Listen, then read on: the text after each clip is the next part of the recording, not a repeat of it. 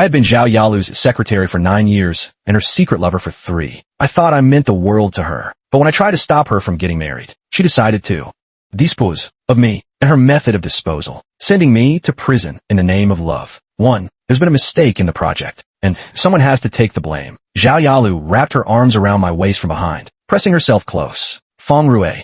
I don't trust anyone else. Her voice was gentle, just like 3 years ago when she suddenly asked me to be her secret lover. Though I couldn't see her face, I knew her expression must be just as tender. But hearing her say she only trusted me didn't bring me any joy, only heartache. The woman I loved was about to discard me, to throw me away like trash. And yet, I was supposed to be grateful she was doing it herself instead of delegating the task. So, you want me to go to prison? I closed my eyes, my heart twisting in agony. I tried to keep my voice steady, but inside, I was already drowning in despair. That project had nothing to do with me. Why should I pay the price? Why should I go to prison? Just because I love Zhao Yalu. Just because we had a special relationship. We'll get married when you get out. Zhao Yalu said earnestly, her hand lightly resting on my chest. It'll only be 3 to 5 years. Once you're out, we'll marry.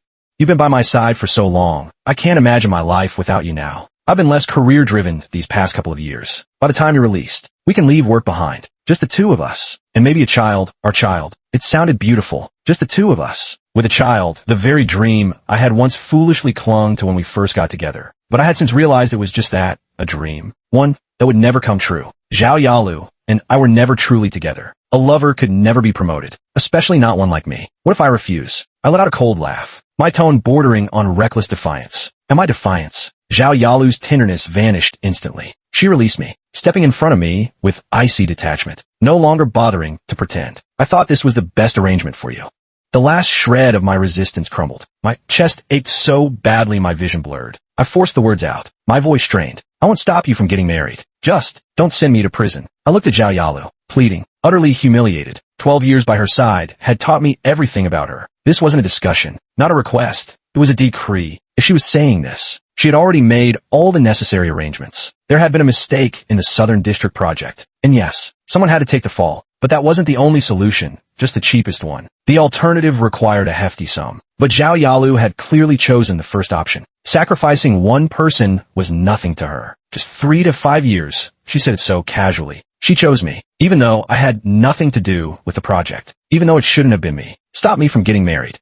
Zhao Yalu suddenly laughed. So you do? No, I'm unhappy about that. Who do you think you are? What gives you the right to stop me from marrying? Her words were a knife, plunging into my chest, shredding what was left of my heart. Right? Who was I? How dare I stand in the way of her marriage? For 3 years, I had been Zhao Yalu's secret lover. In public, I was her dutiful secretary. In private, we were sweethearts. But a month ago, Zhao Yalu announced she was getting married, a union between wealthy families, to a man who was her equal, not someone as insignificant as a lowly lover like me. Yet I didn't want her to marry. Even if Zhao Yalu promised to keep seeing me after the wedding, I couldn't accept it. For the first time, I defied her, tried to stop her from doing what she wanted. I had been by Zhao Yalu's side for 12 years. If I truly wanted to do something, I still had the means. But my threats didn't make her abandon her plans. Instead, they made her hate me, to the point of wanting to deal with me, too.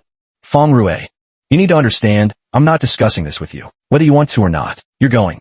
Zhao Yalu's tone was firm because she knew I couldn't defy her. I'll resign. I bit my tongue hard, forcing myself to speak calmly. I won't do anything to harm the company, and I won't betray you. I just want to resign, leave far away, and never get involved in any of this again. Do you really think that's possible? Zhao Yalu clearly didn't believe me. You've been with me for 12 years. Now you say you want to leave. How could you not betray me? I had no rebuttal. I knew she wouldn't trust my promises. Fine. Even if you resign, you're still the one who has to fix this mess. If you don't want to go to prison, then solve it yourself. With that, Zhao Yalu unilaterally ended the conversation. Leaving the office, I felt utterly drained. To resolve the project's issues, the only solution was to pour in more money, plugging all the gaps until the problem disappeared. But the problem was, I didn't have that kind of money. And Zhao Yalu, of course, knew that perfectly well. She handed this to me precisely because she knew I couldn't fix it. She truly couldn't be bothered with deceit. Her intentions were laid bare. Yet I had no choice but to follow her lead. Walking straight into the trap she set. That evening, I drove Zhao Yalu home after work. We didn't live together. Only occasionally was I allowed to stay overnight at her place. But tonight, there was an uninvited guest waiting. Though it seemed only I saw it that way. Zhao Yalu was delighted by his arrival. Chun Liang.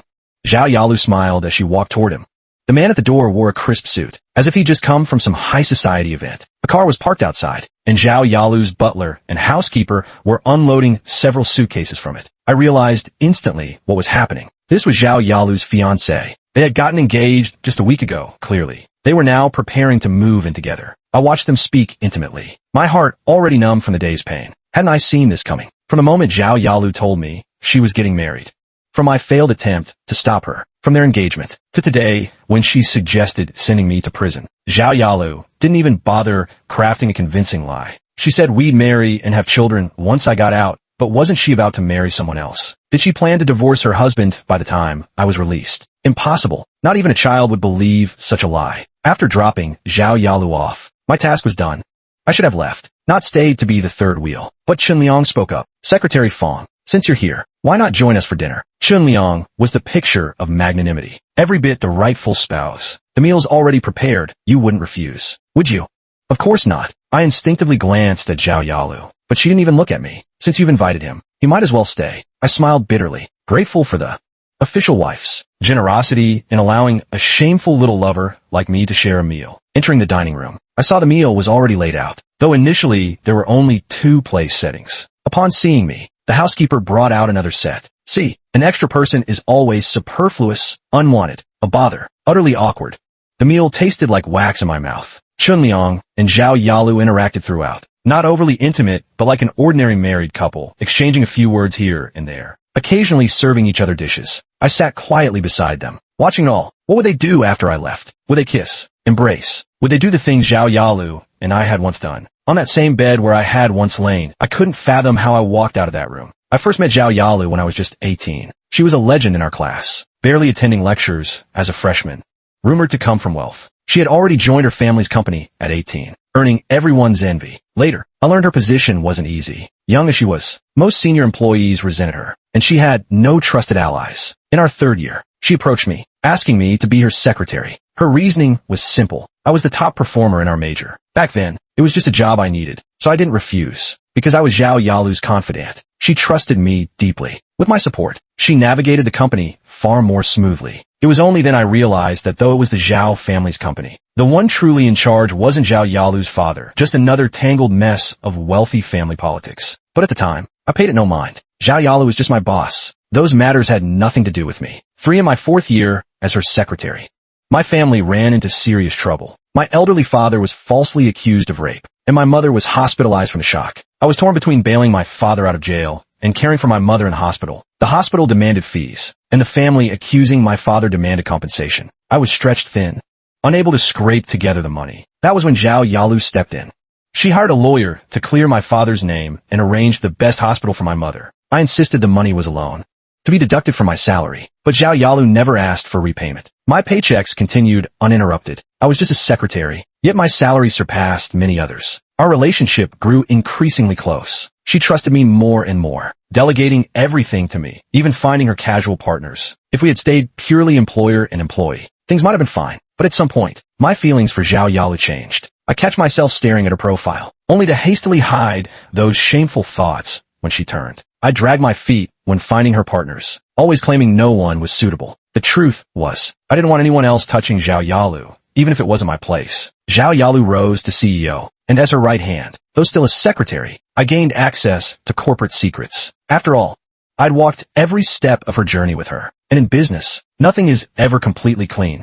Once, Zhao Yalu needed me, a sharp blade at her disposal, but blade used too long risks cutting its wielder, especially when Zhao Yalu discovered my feelings for her. It was my 9th year as her secretary. One night, driving her home, she suddenly said, "Stay." She didn't elaborate, just hug me. I couldn't hold back. I became her secret lover. My work remained unchanged from before, except for the added, nightly duty of sharing a bed. But back then, I relished it. At the time, I thought Zhao Yalu and I were truly together, imagining that as my affection for her grew over time, she might have developed feelings for me too. It wasn't until one day, in a sudden moment of clarity, that I realized Zhao Yalu had only kept me close out of fear that I might betray her. She bound me to her side under the guise of love. Even then, I suspected that one day, she might discard me. Truthfully, if Zhao Yalu had simply asked me to leave the company and swear eternal secrecy about her actions, I would have agreed. The money I'd earned over the years was enough to last me a lifetime. And besides, I loved her. I would have agreed to anything she asked. But Zhao Yalu would never say it. She would never reveal her vulnerabilities or weaknesses to me. She would only dispose of me. As my emotions spiraled, my foot pressed harder on the accelerator. When I realized the brakes wouldn't respond, I suddenly laughed. Brake failure. Who could have done it? In the short time I'd spent having a meal at Zhao Yalu's place, my brakes had been tampered with. Who else could it be? No need to wonder. Perhaps she had second thoughts, deciding prison wasn't a secure enough solution, that I might still expose her. Paying me off wasn't safe either. I might turn desperate and sell her out. The surest way to handle me was to end it all. If that was the case, I wouldn't resist. 2 years ago, my parents passed away one after the other. Now, the only person left in this world who mattered to me was Zhao Yalu. I closed my eyes and let the car crash into the guardrail. In that final moment, it struck me these 12 years by Zhao Yalu's side hadn't been all that great. When consciousness slowly returned, the pain radiating through my body made me gasp. I tried to move, but even lifting a finger was agonizing. I was alive, but was I still whole? Were my arms and legs intact? Had my face been disfigured? Don't move. A young nurse rushed over. You're badly injured. You need a rest. I tried to speak, but the oxygen mask muffled my words. Helpless. I gave up. I really was hard to kill. Even this hadn't done me in. Zhao Yalu would be so disappointed to know I survived. After all, she was always decisive, rarely failing at anything. Why hadn't she succeeded this time?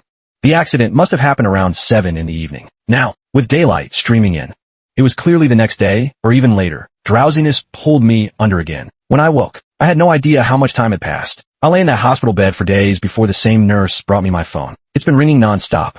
I glanced at the screen. Zhao Yalu was the caller. I answered, and her voice was sharp with anger. Where are you? Hospital. A pause. I figured she must have assumed I'd fled, calling now to demand answers. I wondered if seeing me half dead in a hospital bed would ease her conscience. Even just a little. The nurse would explain the rest to her. An hour later, Zhao Yalu arrived. She frowned at my injuries. What happened? I must have been such a threat to her. Impressive that she could still pretend nothing was wrong. All thanks to you, Director Zhao, I said, smiling at her. I'm too stubborn to die. Disappointed. I scoffed. I'll resign. I'll give you a month's notice, and then I'll go through the formalities. Or I can leave right now. You can sue me if you want. That project has nothing to do with me, and I won't take the fall for you. I don't have the money to compensate either. If you're determined to send me to prison, go ahead if you're not afraid of mutual destruction. After all, I'm alone in this world, and this worthless life of mine isn't something I care about. The question is, can you afford to play this game? MS. Zhao. Zhao Yalu's face twisted in anger. After all, I had always been deferential to her, never this brazen. I had always been subservient to Zhao Yalu. Because of the disparity in our status, because of my love for her, that love made me grovel before her, made it impossible for me to speak to her like this. I love Zhao Yalu, even though my rational mind told me I shouldn't. Even though I reminded myself over and over that Zhao Yalu was a viper, that I couldn't let myself sink too deep. But reason was one thing, reality another. I simply couldn't control myself. Zhao Yalu seethed. So now you dare to threaten me. See, forced magnanimity didn't suit us. We were better off speaking bluntly. It's not a threat. You're the one trying to destroy me. I struggled to sit up, staring straight at her. Either kill me outright, make sure I can't speak. As long as I'm alive, I won't let you do whatever you want with me. Furious, Zhao Yalu stormed out of the hospital. Just then, the doctor returned with several diagnostic reports. It turned out they had run a full examination after my injuries. The car accident had left me wounded, but most of it was superficial, just needed time to heal. The real problem was the brain cancer. It was still in the mid-stage, but treatment had to start soon. Once it progressed to late stage, it would be much harder to manage. Looking at the report, I suddenly felt like laughing. All these years, I had poured everything in my work, leaving no room for a personal life. I had made money, but the cost of my health. Now, I lost my freedom, and soon, my life. What use was that little bit of money now? This illness couldn't be completely cured. Without treatment, it was a death sentence. It was almost a ridiculous choice. I agonized over it for 3 days. But before I could decide, Zhao Yalu made the choice for me. She still wanted me to go to prison. Maybe only by completely destroying me. By making sure I stayed silent. Could she feel at ease? Could she marry her fiancé and live a peaceful, happy life? I was detained, still covered in injuries. Human thoughts really were unpredictable. Before, I had sworn I'd rather die than go to prison. This had nothing to do with me, and I wouldn't take the blame for someone else. But once I realized I might die soon, prison suddenly didn't seem so terrifying. I pleaded guilty. Without treatment, I probably wouldn't last 6 months. Dying a hospital or a prison made no difference. At least the prison would handle my remains, sparing me the indignity of rotting alone in some apartment with no one to care. After learning of my guilty plea, Zhao Yalu came to see me, even through the bars. She was as beautiful as ever, but her eyes were full of distrust. What scheme are you plotting now? Nothing. I had lost a lot of weight. I tried to smile as best I could. MS. Zhao. After all, I love you. If I'd already walked this wrong path for 12 years, the last stretch didn't matter. But if I could do it all over again, I wouldn't go near Zhao Yalu. She was someone I should never have touched, and I wouldn't touch her again. Zhao Yalu left, disbelief written all over her face. But my body was worse off than I had imagined. Before the verdict was even passed, I was sent to the hospital due to my critical condition. For once, Zhao Yalu panicked when she heard the news. How could you be sick? 12 years of exhausting work day and night. I could do the job of 4 people alone. What do you say, President Zhao? The medical report lay before me, and Zhao Yalu's face was particularly grim. You didn't tell me you were sick. What a coincidence. I only found out a couple of days ago, right around the time you tampered with my car's brakes and tried to kill me in that accident. It wasn't me. Zhao Yalu suddenly stood up. That wasn't me. I never wanted you dead. Oh, you just wanted me to go to prison. If I died, you'd have to spend a lot more money covering it up. Capitalists will always be capitalists. They calculate every penny, leaving no room for anyone to take advantage. What a shame. It took me this long to see the true face of these people. I worked myself to the bone for her, and in the end, it got me nowhere. If I'd known, I might as well have slacked off like a dead fish. At least I'd have lived longer. Facing death, I've become especially bitter, as if after years of holding back, I can finally be honest with myself. At this point, President Zhao, why bother with the crocodile tears? If you're still not satisfied with me half dead like this, just hand me a fruit knife. I'll give you a fully deceased Feng Rue. Wouldn't that put your mind at ease? I didn't mean that. Zhao Yalu was flustered beyond belief. She reached out and grabbed my hand. This woman, always so decisive in business, was now fragile for the first time, like a lost little girl. Oh, President Zhao, I suddenly couldn't help but laugh. In my condition, your charms won't work on me anymore. Or, if you think I still have some use left, just say it outright. No need for the usual roundabout games. No more acting like you care about me, making me believe there was something between us. So I'd willingly throw myself into the fire for you. People are truly pathetic. Back when she treated me poorly, I wish she'd be a little kinder, a little gentler. Now that she needs me, she's suddenly tender, but I can't bring myself to accept it. How did things end up like this? I can't make sense of it. I stared fixedly at Zhao Yalu. Her expression was complicated, confusion, bewilderment, even regret. I must be a genius to see regret on Zhao Yalu's face. How could she possibly regret anything? What could she regret? I soon found out. She spent money to cover up the flaws in that case, then went to great lengths to get me out. When I was transferred to another hospital, Zhao Yalu was already waiting there. She gripped my hand tightly. Don't be afraid. I'll find someone to cure you. And then what? Keep being your dirty little secret. I felt an inexplicable urge to laugh. Sorry, President Zhao, but I don't do affairs. The only reason I was with you before was because you didn't have a husband back then, even if I called us lovers. In my heart, I saw you as someone I loved. But now that you have a rightful partner, I won't humiliate myself. Who knows, I might end up dead in a ditch without even knowing who I offended. Don't say that. Zhao Yalu covered my mouth with her hand. She was still as domineering as ever, but I could see pain in her eyes. I seriously wondered if my illness was making me hallucinate. How could Zhao Yalu regret anything because of me? The hospital room fell into an awkward, eerie silence. Neither of us spoke. Finally, she broke it. If you don't want me to get married, I won't. I'll call off the engagement with Chen Liang. Are you joking with me? I push her hand away. Bewildered. President Zhao, tell me, what am I to you? What right? What status? What power do I have to make you break off an engagement for me? It's hard to imagine that Zhao Yalu would actually say she wants to call off her engagement because of me. Do I really have that much influence? But those words seemed to unlock something in her. She said earnestly, you can, Feng Rue. I'm telling you seriously, I'll break off the engagement with Chen Liang. As long as you focus on your treatment. As long as you survive. Let's get married. Okay. Why? I wondered. At this point, I shouldn't have any use to her anymore. Why would Zhao Yalu humble herself like this for me? Even suggesting marriage. Am I even worthy? I thought I wasn't. But Zhao Yalu's next words shattered my worldview of the past 30 years. She said she loved me. Zhao Yalu hugged me and whispered in my ear, I love you. So please, just stay alive. Okay. You love me. Are you joking? President Zhao, don't mess with me. You didn't love Feng Rue, who was devoted to you. You didn't love Feng Rue, who was useful to you. You didn't love Feng Rue, who was healthy and handsome. You love a terminally ill Feng Rue with no value left. Does this half-dead version of me really make your heart flutter? The logic of capitalists is truly incomprehensible. I looked at my reflection in the window, gaunt, haggard, lifeless. This face is far from attractive. She didn't like me when I was young and handsome 2 years ago. She didn't like me when I was full of tenderness for her. She likes me now, when I'm on the verge of death. If I'd known this would make her fall for me, I might as well have made myself miserable from the start. Maybe then I could have been with her sooner. Whatever else Zhao Yalu said after that, I didn't want to hear a word of it. It was all meaningless drivel, things I wouldn't listen to or believe. She says she loves me. How How could I believe that? She might as well say she wants to kill me. After all, she sent me to prison once and nearly got me killed in a car accident. Once, twice. There'd be a third and fourth time. Nothing she does from now on would surprise me. But Zhao Yalu never needs to consult me about her plans. If she wants me dead, she could do it effortlessly. Why waste time pretending to be deeply in love with me? There's no need for that. Soon, I understood why Zhao Yalu was doing this. The attending doctor told me that treatment required my full cooperation, but right now, I have no will to live. So, my life is that important. Zhao Yalu would go so far as to claim she loves me just to keep me alive. What a beautiful dream if I believed it. Wouldn't that be such a pity for her? Isn't she afraid I'll cling to her if I recover? If I were Zhao Yalu, seeing my current state, I'd be laughing secretly. That troublemaker is finally dying. From then on, no one would know her secrets. No one could threaten her. No one would dare recklessly stand in the way of her marriage. No one would force her to pretend anymore. How wonderful. Isn't that a great thing? Why is she still clinging to me? If I can't figure it out, I won't bother trying. Cooperate with treatment. Hilarious. Am I insane? Why should I get treated? When the night was dark and no one was around, I quietly slipped out of the hospital. I'm a free man, yet I felt like a thief. How amusing. I wandered aimlessly outside.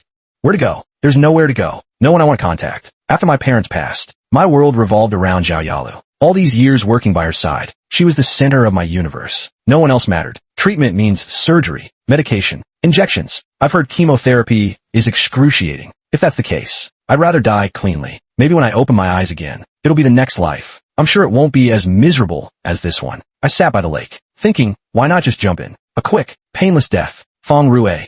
Before I could actually jump, a hysterical voice startled me. I turned around to see Zhao Yalu rushing toward me. Her makeup was completely ruined. She looked utterly disheveled, and she'd even lost one of her high heels. She threw herself at me, crying, "Don't do anything stupid." I could guess what had happened. After I left the hospital, she must have panicked, maybe even searched desperately for me. But why would she go this far? How could you love me? The thought slipped out as words. How could you love me? Since when? What did I ever do to move you?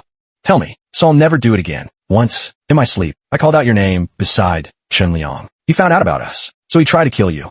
Ah, so that car accident was Chun Liang's doing. Then, will you avenge me? I smiled at Zhao Yalu. She hesitated. Our families still have business ties, but I've already broken off the engagement with him. Hearing that, I almost laughed. Was Zhao Yalu trying to tell me that? After all this time together, she'd also developed feelings for me. Only, those feelings were so faint, so shallow, she hadn't even noticed them until her fiancé did. And after he found out, I nearly died in that accident. By sheer luck, I survived, but Zhao Yalu still didn't let me go. She sent me to prison. Yet now, when she learned I had cancer, when death was certain, those insignificant feelings suddenly took over her mind. Love-struck, she pulled me, a dying man, out of prison and went to great lengths to treat me. But though she claimed to love me, said she regretted everything, insisted she never wanted to hurt me, she still wouldn't seek justice for me, even if I hadn't died. If I had truly perished in that crash, Zhao Yalu probably wouldn't have lifted a finger against Chun Liang. How strange, I understood Zhao Yalu so well. I saw through every unspoken word, and it only made me more resolute. Do you really not want me to die? Of course not. How could I ever want that? She said it with absolute sincerity. Fine. I grudgingly believe she didn't want me dead. If my illness is cured, what then? We'll get married. Zhao Yalu said it like it was the most natural thing in the world. I love you. You love me. We're in love. We should get married. But I think, if I recover, I'd rather you never appear before me again. Her face went deathly pale. You're abandoning me. Yeah. I don't want you anymore. Behind Zhao Yalu's glamorous life, so many things required her to fight for them. If she didn't, they'd slip through her fingers. Only my affection had been something she could take for granted, something she could ignore when she pleased, then reclaim with a mere gesture. But now, even I was rejecting her. Feng Rue. Don't cast me aside. Listen to me. I don't want to listen. You say you love me, and I believe you. But I don't love you anymore. After so many brushes with death, how could I still have the heart to talk about love or hate? I smiled at her, just like how you once wanted me gone. To never see me again now. I want the same from you. If you agree, we'll part amicably, and I'll never bother you again. If you refuse, well, this lake is nice. I'll just die here. How laughable. Who'd have thought I'd one day use my own life to threaten someone? See, the one who cares is always the one groveling, the one left humiliated. So from now on, better not care about anyone. I figured someone like Zhao Yalu would never agree. People like her were self-centered. Why would they care about others' lives? But she did agree. She even smiled, though it looked more like a grimace, and I saw her tears. She seemed so heartbroken. I promise you, as long as you focus on your treatment, I won't appear before you again. Fine, it's a deal. I returned to the hospital and diligently followed the treatment plan. Treating an illness is just that, treating it, though the process was agonizing. the outcome would be worth it. When I entered the operating room, I felt utterly exhausted. Live or die. It didn't matter. Fate decides life and death. I wouldn't force anything. After all, there was nothing I couldn't bear to leave behind if I died. And living didn't hold much meaning either. Either way was fine. But in the end, I survived. The result was even slightly different, though I didn't realize it at the time. 7. I am Zhao Yalu. Feng Rui's surgery was a success. But when he opened his eyes and looked at me, there was only confusion. Who are you? The doctor said this was the patient's instinctive desire to forget me, and it just so happened that this surgery achieved it. He forgot me. He didn't remember who I was. Years of love and hatred no longer mattered in this moment. He forgot me. All I could do was tell him I was his boss. Feng Rui smiled brightly. Thank you. Boss, did you come to see me? I appreciate it, but I don't even remember who you are. I probably can't work for you anymore either. Perfect. He didn't remember me, yet he still wanted to quit. But what could I do? I had already promised to let him go. Truthfully, I never expected Feng Rui to mean so much to me. In the early years, I only saw him as an excellent subordinate. He was truly outstanding at work, solving countless problems for me. A single person who could replace several. I trusted him completely. But when I realized he had fallen in love with me, I panicked. My first reaction was anger, a sense of betrayal. He was my subordinate. How dare he love me? I don't do office romances. I should have fired him on the spot, made him disappear, never to bother me again. Yet, for some reason, that day, I suddenly proposed that he become my lover. Maybe I had already fallen for him back then. Otherwise, I wouldn't have entangled our relationship in such a mess. A lover is a lover. A subordinate is a subordinate. How could the two be mixed? I despise being controlled or manipulated. Yet, I made an exception for him. Without realizing it, I had already placed him in my heart. But there were things more important than love. When I decided to marry, he actually dared to stop me, even threaten me. How could I let that slide? At first, I only wanted to teach him a lesson. But when the project failed, my first instinct was still to send him away, partly to keep him from disrupting my marriage, but also because he was the only one who wouldn't betray me. I couldn't guarantee what others might do if pushed to desperation. But Feng Rui, his threats were just empty words. He wouldn't actually act on them. I don't know where my confidence came from. That's what I believed. He would never betray me. But I never expected Chen Liang to try to kill him. How dare he? Yet, plans already set couldn't be easily changed. In the end, I sent Feng Rui, covered in injuries, to prison. I was a monster too. No better than anyone else. But then he was dying. When I heard the news, the love and hatred I had buried deep inside could no longer stay hidden.